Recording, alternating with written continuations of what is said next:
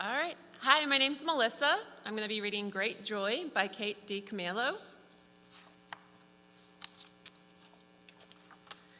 The week before Christmas, a monkey appeared on the corner of 5th and Vine.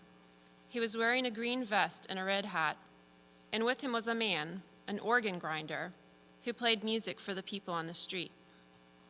In the daytime, when the sun shone, the sequins on the monkey's vest glittered and flashed, and from the window of her apartment, Frances could see the tin cup he held out to people who walked by. Sometimes, if it was very quiet for just a minute, she could hear the music. It came across the crowded sidewalk and up through the windows, and even though the organ grinder and the monkey were just across the street, the song sounded sad and far away, like the music from a dream. "Where do they go at night?" Frances asked. "Who?" said her mother. "That man and his monkey." "Oh, Frances," said her mother, "don't ask me questions that I can't answer. I'm sure they go somewhere. Everyone goes somewhere." "But where?" said Frances. "I have no idea," said her mother. "Turn around." Frances turned. Her mother pinned the bottom of her robe. "There," said her mother. "Now all I have to do is hymn it, and you'll be ready. Have you memorized your line?" "Yes," said Frances. "Are you excited about the pageant?" "Yes," said Frances. And she turned away from her mother and looked out the window at the monkey. That night, Frances made herself stay awake. She hummed songs and said her multiplication tables. She named the capitals of each state: St. Paul, Tallahassee, Harrisburg, one after the other.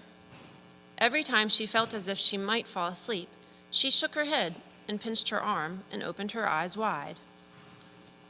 Finally, at midnight, Frances got out of bed and crept down the hallway to the living room. She looked down into the street. She saw the organ grinder, but where was the monkey? Her heart thumped. And then she saw him, tucked inside the man's overcoat, his small red hat still on his head. "Look at me," Frances whispered. "Look up here." It was the organ grinder who looked up. He took his cap off from his head and raised it to her. "They sleep on the street," Frances said the next morning, "even when it snows." "Oh, Frances," said her mother, "maybe they could come for dinner?"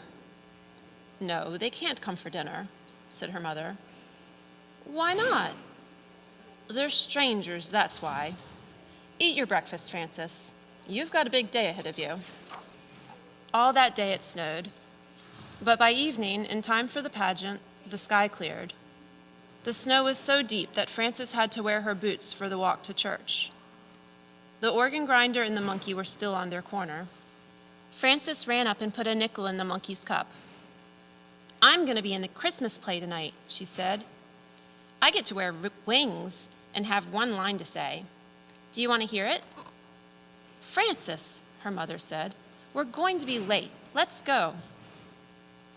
"You can come," Frances said, turning back.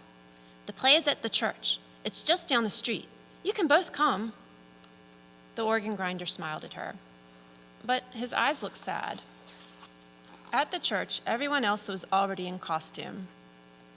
"Hurry," the choir director said as he helped Frances put on her wings. The shepherds walked out first, and then the choir director pointed to Frances. "Now," he whispered.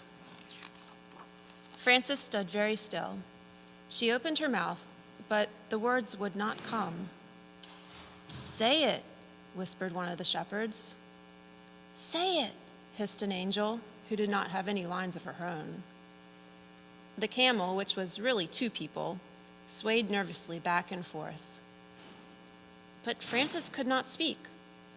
All she could think about was how cold it was outside and how sad the organ grinder's eyes were, even when he smiled. The world was quiet. Everyone waited.